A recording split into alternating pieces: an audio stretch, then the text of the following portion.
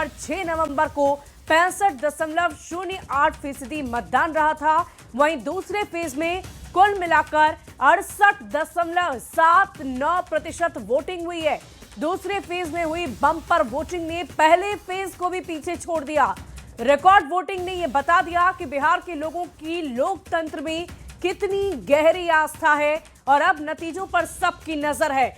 और देखिए, mega exit poll के नतीजे जो न्यूज़ 18 आपको दिखा रहा है वो हम आपको बता देते हैं। पहले एनडीए को 140 से 150, महागठबंधन को 85 से 95, वहीं जन स्वराज की अगर हम बात करें तो 0 से 5। लेकिन इन सब के बीच बिहार चुनाव के एग्जिट पोल को लेकर जो अलग अलग एजेंसीज की तरफ से जो आंकड़े साझा किए गए हैं वो हम आपको बता रहे हैं। पीपुल्स पल्स 133 से 159, 75 से 101, जन स्वराज को 0 से 5 और 2 से 8 अदर्स को दिया गया है। वहीं पी मार्क की बात करें तो 142 से 162 एनडीए, 80 से 98 महागठबंधन, 1 से 4 जन स्वराज और 0 यहां भी अदर्स के खाते में जाते हुए नजर आ रहा है। और चलिए अब आपको जेवीसी एजेंसी के आंकड़े बता देते हैं। देखिए, 135 से 150 एनडीए को, वहीं 88 से 103 महागठबंधन को और इसके अलावा 0 जन स्वराज को और 0 अदर्स को भी। और इसी के साथ हम आपको प्रजा पोल की बात बता देते हैं। 186 यहां पर सीटें एनडीए के खाते में जाती नजर आ रही है। 50 महागठबंधन सबसे कम इसने दिखाया है, वहीं जन स्वराज 0 और अदर्स 0 से 7। वहीं अब जेवीसी एग्जिट पोल की बात कर लें तो जेवीसी एग्जिट पोल में 135 से 150, 88 से 103 महागठबंधन, 0 जन स्वराज और 0 अदर्स भी। तो ये अलग अलग एजेंसी है जिसने सर्वे किया है और इस सर्वे में जो रिजल्ट सामने आ रहा है, जो एग्जिट पोल के नतीजे सामने आ रहे हैं वो हम आपको बता रहे हैं। और देखिए, बिहार विधानसभा चुनाव में 243 सीटों में से किसे कितनी सीटें जाती नजर आ रही है वो हम आपको बार बार बता रहे हैं। एनडीए को 140 से 150, महागठबंधन को 85 से 95, जन स्वराज को 0 से 5 और अदर्स को 5 से 10। तो ये न्यूज़ 18 का सर्वे है जो कि एग्जैक्ट भले ही ना हो, लेकिन एग्जिट पोल में हमारे तमाम संवाददाता, हमारे तमाम एजेंसीज लगातार सर्वे कर रही थी जिसके नतीजे सामने आए हैं और उसी आधार पर ये नतीजे हम आपको इस वक्त दिखा रहे हैं। और देखिए, बिहार चुनाव में बम्पर वोटिंग पर मुख्य निर्वाचन आयुक्त ज्ञानेश कुमार ने कहा है कि 2025 का बिहार विधानसभा चुनाव ऐतिहासिक था। मतदाताओं ने भी स्वतंत्र भारत में इतिहास रच डाला है। 1991 से लेकर अब तक सभी चुनाव में सबसे ज्यादा मतदान किए गए। सबसे पहले 7.5 करोड़ से अधिक मतदाताओं ने मतदाता सूची के एसआईआर में भाग लिया। सभी राजनीतिक दल के जमीनी स्तर के चुनाव कार्यकर्ता और लगभग 1.76 लाख बूथ स्तरीय एजेंट की भागीदारी रही। चुनाव कार्यकर्ताओं के अथक और पारदर्शी प्रयासों के कारण बिहार के 38 जिलाधिकारियों में से किसी को भी एसआईआर के संबंध में एक भी अपील प्राप्त नहीं हुई है। बिहार का गर्व, बिहार की विधानसभा के 2025 के चुनाव ऐतिहासिक रहे हैं। सर्वप्रथम बिहार की मतदाता सूची के शुद्धिकरण में लगभग 7.5 करोड़ से अधिक मतदाताओं की भागीदारी, जमीनी स्तर पर चुनावी कर्मियों की भागीदारी और सभी राजनीतिक दलों के लगभग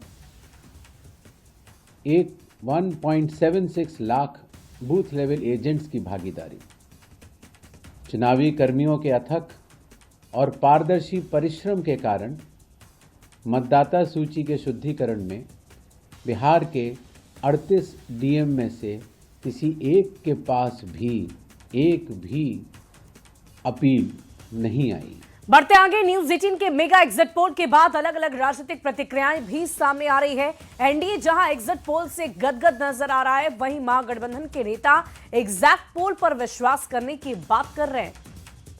जनता प्रधानमंत्री श्री नरेंद्र मोदी जी के गारंटी और नीतीश कुमार के इस विकास और कानून के राज को वोट देने का काम कर रही है और जनता को विश्वास है कि बिहार का भविष्य नरेंद्र मोदी जी और नीतीश कुमार के हाथ में सुरक्षित है।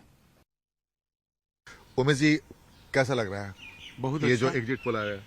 बिल्कुल, ये तो पहले से ही हम लोग कह रहे थे कि हम लोग का एनडीए का जो संकल्प था, मैं तो सबसे पहले बिहार की जनता के प्रति आभार व्यक्त करता हूं कि बिहार की जनता ने सुशासन और विकास के नाम पर मोहर लगाई है।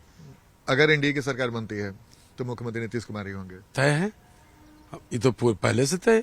2025 में 225 फिर से नीतीश, और इसी संकल्प को, इसी नारा को, इसी लक्ष्य को लेकर हम लोग जनता के बीच में गए और जनता से वोट मांगे विकास के नाम पर, सुशासन के नाम पर, और जनता ने भी मोहर लगा दी सुशासन और विकास पर। एग्जिट पोल पहले भी गलत साबित हुए हैं, गलत साबित होंगे। 14 नवंबर महागठबंधन की श्री तेजस्वी यादव जी की जीत होगी बम्पर, ये पूरा भरोसा और विश्वास है। देखिए, एग्जिट पोल बिल्कुल सटीक तो नहीं होता है। एग्जिट पोल सिर्फ इतना है कि वो एक अनुमान बताता है, संकेत देता है कि क्या होने वाला है। अभी जो एग्जिट पोल आपका आया है उसको बिल्कुल सही मान लिया जाए, ये मैं समझता हूँ कि ये उचित नहीं होगा। बढ़ते आगे, चुनाव परिणाम आने के पहले ही पटना में एनडीए समर्थकों ने जश्न की तैयारियां शुरू कर दी है। पटना में एनडीए समर्थकों का दावा है कि बम्पर जीत मिलेगी और उसके लिए पहले से ही लड्डू और गाजा खाजा बनाना शुरू कर दिया गया है। उनका दावा है कि एग्जिट पोल में जो परिणाम आ रहे हैं उससे भी ज्यादा बेहतर परिणाम आएंगे।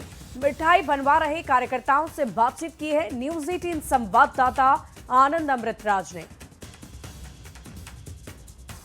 14 तारीख को परिणाम आएंगे, लेकिन उसके पहले ही पटना में मिठाई बनाने का सिलसिला शुरू हो चुका है और शायद 14 तारीख की तैयारी भी है। और इस वक्त एक शख्स हैं, कल्लू जी, ये मोदी जी की तस्वीर, नीतीश जी की तस्वीर और ये लड्डू गाजा खाजा बना रहे, क्या है तैयारी? पूरी तरीके से बिहार की जनता ने एनडीए को माइंडेड दिया है। और कहाँ दिया? अभी तो एग्जिट पोल ही आया है। एग्जिट पोल आया किसके बदौलत? बिहार की जनता के बदौलत। अनिश्चित तौर पे बिहार में फिर से एनडीए की सरकार बन रही है और किसी भी लोगों का नजर नहीं लगे, इसीलिए हमने नींबू मिर्चा का भी प्रयोग किया है। और निश्चित तौर पे बिहार की जनता ने यह मन बना लिया है। तो नींबू मिर्चा क्यों लगाया यहाँ पे? ताकि किसी का नजर नहीं लगे, विरोधियों का, खास करके किन लोगों का नजर लग सकता है आप समझ सकते हैं। इसलिए किसी का नजर नहीं लगे। और हम लोग 500 किलो का ऑर्डर आज हम लोगों ने लड्डू दिखाई दिया है कई दुकानों में। निश्चित तौर पे एनडीए की प्रचंड जीत हो रही है एग्जिट पोल के हिसाब से, और बिहार की जनता ने जीत की बधाई भी देना चालू कर दिया। इसलिए हम लोग सभी कार्यकर्ता मिलकर लड्डू बना रहे हैं। क्या क्या लड्डू बन रहा है? केवल लड्डू है, खाजा है और गाजा है। 3-4 तरह का मिठाई हम लोग बनवा रहे हैं यहाँ पे, आप देख सकते हैं। हम लाइव हम लोग मिठाई खुद ही बना रहे हैं कारीगर भाइयों के साथ मिलकर के। अच्छा, इसमें चीनी वगैरह ज्यादा डाल दी है क्या? ना, चीनी कम है, चूंकि बहुत ऐसे लोग जो हैं शुगर पेशेंट भी, सबका ख्याल रखते हुए सभी लोगों का ये हल्का चीनी में जो है खाजा है और गाजा भी है, लड्डू भी बनाया है। नरेंद्र मोदी जिंदाबाद, एनडीए सरकार जिंदाबाद। अच्छा, ये बताइए कि 2015 में भी ऐसे ही पटाखा उटाखा फूट गया था, बाद में परिणाम कुछ और आ गया। निश्चित तौर पे बिहार की जनता ने जो माइंडेड दिया है 2025 में, हम उगते हुए सूर्य के प्रणाम करते हैं। इसलिए उगते हुए सूर्य को देखते हुए हम लोगों ने, पूरे बिहार की जनता ने यह मन बनाया है और बिहार के जनता के द्वारा जो पोल किया गया उसी के द्वारा एग्जिट पोल दिखाया गया है। तो आपको उम्मीद है कि एनडीए की सरकार बन रही है? 120% उम्मीद है। 175 सीट एनडीए लाने जा रहा है। लेकिन महागठबंधन की तरफ से तो कहा जा रहा है भाई कि सरकार हमारी बनेगी, उस समय कहीं इसका स्वाद फीका न पड़ जाए। कोई फीका नहीं पड़ेगा। और नींबू मिर्चा हम लोगों ने लगा रखा है, काली हम लोगों ने लगा, विरोधियों का सुपड़ा साफ हो जाएगा। देखिए हम लोगों ने यहाँ नींबू मिर्चा लगा रखा है। मतलब नींबू मिर्चा भी लगाने की नौबत पड़ गई। नौबत इसलिए पड़ गई कि कहीं विरोधियों का नजर नहीं लगे, क्योंकि विरोधियों का जो भाषा होता है वो दुर्भाग्यपूर्ण होता है देश विदेश के लिए, हमारे देश के लिए, हमारे राज्य के लिए। तो देखिए, बीजेपी के कार्यकर्ता हैं और अभी से ही लड्डू और गाजा और खाजा बनने की तैयारी शुरू हो गई। अब तो परिणाम 14 तारीख को आएगा, लेकिन एग्जिट पोल से इतने उत्साहित हैं कि अभी से ही लड्डू बनाना शुरू हो गया। अब तो इंतजार तो 14 तारीख को रहेगा, लेकिन पटना में जश्न की तैयारी शुरू हो गई है। महागठबंधन की तरफ से भी क्या तैयारी है देखना दिलचस्प होगा। कैमरामैन दीपक के साथ आनंद अमृतराज, न्यूज 18 नेटवर्क, पटना। वहीं बिहार विधानसभा चुनाव में मतदान संपन्न होने के बाद अब चौक चौराहों पर इस बात की चर्चा तेज हो गई है कि रिजल्ट क्या आएगा। अब चौक चौराहों पर लोग चाय की चुस्की के साथ रिजल्ट को लेकर विश्लेषण कर रहे हैं। कुछ ऐसा ही माहौल नवादा में नजर आया, जहां हर तरफ सिर्फ चुनाव की चर्चा चल रही है। कोई एनडीए की सरकार बनने का दावा कर रहा तो कुछ हंग असेंबली की भी बात कर रहे हैं। ऐसे ही लोगों से बातचीत की है न्यूज 18 संवाददाता अनिल विशाल ने। इस रिपोर्ट को आप देखिए। संपन्न हो गया है और चुनाव के संपन्न होते ही अब कयास लगाने का दौर जो है वो शुरू हो गया है। नुक्कड़ और चौराहे पे लोग एकत्रित होकर अब यह कयास लगा रहे हैं कि कौन सी पार्टी जीतेगी और कौन हारेगी। नवादा में 5 विधानसभा है, उसमें बारसलीगंज से आइए आप, वहाँ अरुणा देवी जीत रही है, नवादा विभा देवी जीत रही है, गोविंदपुर कंटेस्ट है, गोविंदपुर में कंटेस्ट है, रजौली चले जाइए वहाँ भी कंटेस्ट है, हिसुआ में भी कंटेस्ट है, लेकिन भाजपा के प्रत्याशी वहाँ भारी दिखने को लग रहे हैं। हम लोग नवादा तो नहीं हम घूमे हैं, मेरा हिसुआ क्षेत्र पड़ता है, वहाँ से मैंने आपका भाजपा भारी बहुमत से जीत रहा है। लेकिन यहाँ जात बहुत बड़ा फैक्टर हुआ, लेकिन भरसक कोशिश किया गया कि जात को पाटल जाए। यहाँ के जो भी लोग जनता थे नवादा विधानसभा में, भूमिहार आधा दे दिए हैं, जन स्वराज को आधा दिए हैं विभा देवी। नवादा में हमरे अंदाज से 3 सीट तो हम लोग ले रहे हैं महागठबंधन, जो एनडीए ले रहा है 3 तो। जेंट्स का वोट के तुलना में लेडीज का वोट ज्यादा परसेंटेज हुआ, एग्रेसिव होके वोट की है, इसके कारण वोट परसेंटेज नवादा है तो और परसेंटेज यहाँ के घट जाता। रही बात चुनाव का, तो चुनाव में तो मान लिया यहाँ जैसे अब मान लिया कमरान टक्कर में है, वहाँ निर्दलीय है, कोई पार्टी के है नहीं। अब वहाँ सामना सामनी लड़ा है अरुणा देवी और अशोक महतो, अनीता देवी में, नीतू देवी और अनिल सिंह में लड़ा है। कोई नहीं कह सकता है कि कौन हम जीत रहे हैं। है कि नवादा में वोटिंग प्रतिशत जो है अन्य जिलों के मुताबिक काफी कम रहा है, मगर पिछले बार के मुताबिक नवादा का वोटिंग प्रतिशत बढ़ा है। अब आने वाले समय में यह देखना होगा कि कौन किस पे भारी पड़ता है और 14 नवंबर को इसका भी घोषणा हो जाएगा।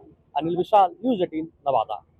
और देखिए, चुनाव की प्रक्रिया के बाद अब नेताजी आराम के मूड में नजर आ रहे हैं। सासाराम में भी कुछ इसी तरह का नजारा देखने को मिला, जब राष्ट्रीय लोक मोर्चा के सुप्रीमो उपेंद्र कुशवाहा दूसरे चरण के मतदान खत्म होने के बाद अपने परिवार और कुछ कार्यकर्ताओं के साथ गोलगप्पा खाने सासाराम के फुटपाथ के एक ठेले पर पहुंच गए। गौरक्षणी मोहल्ले में सड़क किनारे गोलगप्पे की दुकान पर उपेंद्र कुशवाहा अपनी पत्नी स्नेहलता, बेटे दीपक और पुत्र वधू के साथ पहुंचे और गोलगप्पे का आनंद लिया है। इस दौरान उनके समर्थक भी उनके साथ नजर आए। उन्होंने खुद गोलगप्पा खाया और अपने कार्यकर्ताओं को भी खिलवाया। आपको बता दें कि उपेंद्र कुशवाहा की पत्नी स्नेहलता कुशवाहा सासाराम विधानसभा सीट से राष्ट्रीय लोक मोर्चा के प्रत्याशी के रूप में चुनावी मैदान में है।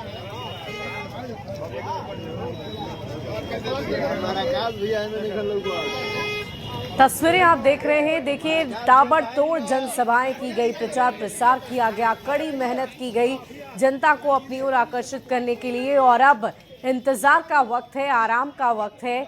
और जब शुक्रवार के दिन रिजल्ट आएगा, उस दौरान देखने वाली बात होगी कि चेहरे पर खुशी रहती है या मायूसी। लेकिन उससे पहले ये आराम के मूड में नेताजी और उनका पूरा परिवार नजर आ रहा।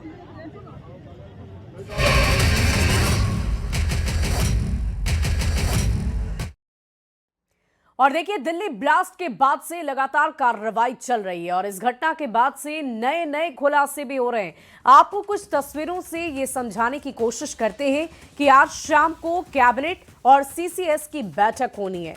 वहीं इस घटना की एनआईए को जांच भी सौंप दी गई है।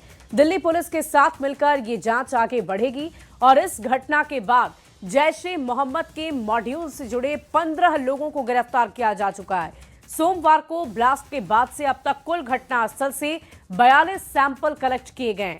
ब्लास्ट में पहले तक आतंकी उमर विदेशी हैंडलर के संपर्क में था और आज उमर का एक और वीडियो भी सामने आया।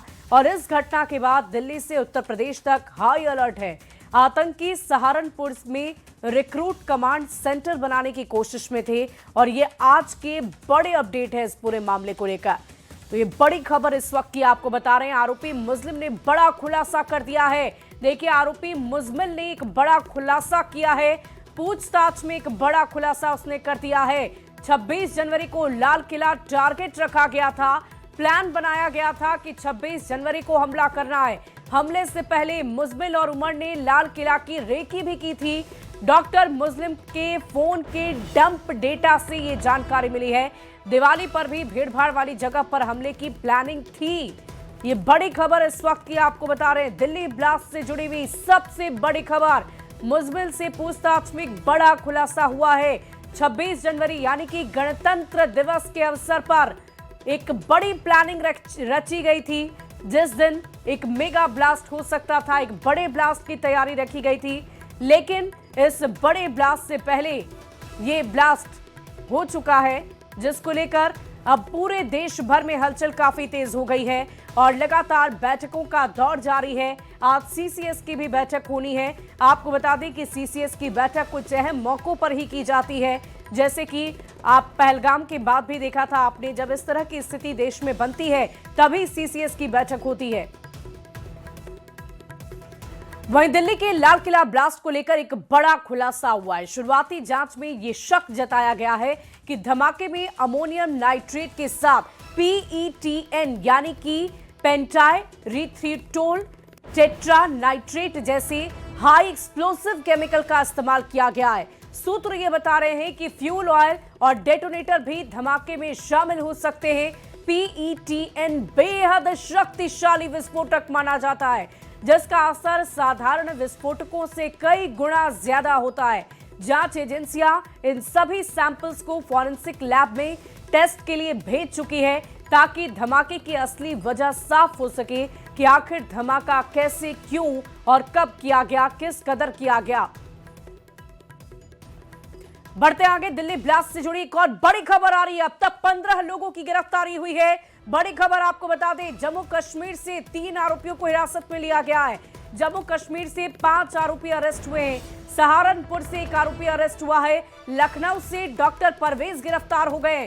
फरीदाबाद से 2 आरोपी गिरफ्तार हुए हैं। 4 लैब टेक्नीशियन भी गिरफ्तार हो चुके हैं। बड़ी खबर आपको बता रहे हैं, दिल्ली ब्लास्ट से जुड़ी हुई इस वक्त की सबसे बड़ी खबर आपको बता रहे हैं।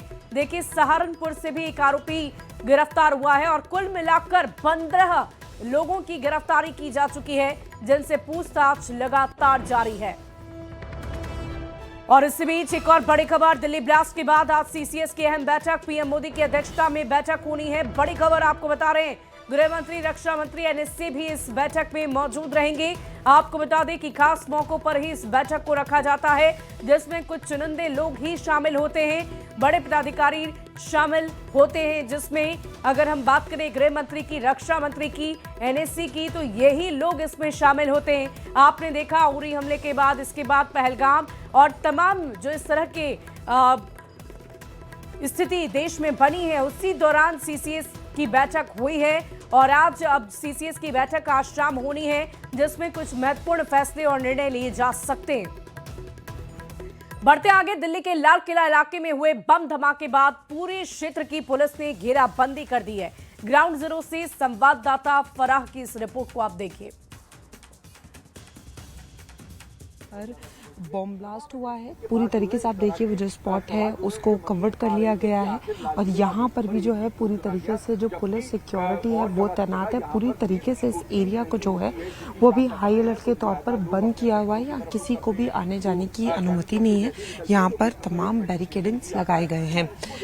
लगातार जो है वो पुलिस जांच कर रही है और अब जो जांच है वो एनआईए को हैंडओवर कर दी गई। एनआईए ने ऑफिशियली कल से जो है वो जांच शुरू कर दी है। वहीं लगातार जो सीसीटीवी है उनको खंगाला जा रहा है, 200 से ज्यादा सीसीटीवी को खंगाला जा रहा है। और एक अभी बड़ा अपडेट ये सामने आया है कि वो जो गाड़ी है, जिस गाड़ी का जो इस्तेमाल किया गया है, वो अल फला यूनिवर्सिटी में 11 दिन से खड़ी थी। यानी जो हादसा हुआ है 11 दिन तक लगातार जो गाड़ी है वो अल फला यूनिवर्सिटी में खड़ी थी। इसका मतलब है जो पूरी प्लानिंग है वो काफी लंबी थी, काफी दिनों की थी और इसी पर जो पुलिस है वो हर एंगल से जांच कर रही है।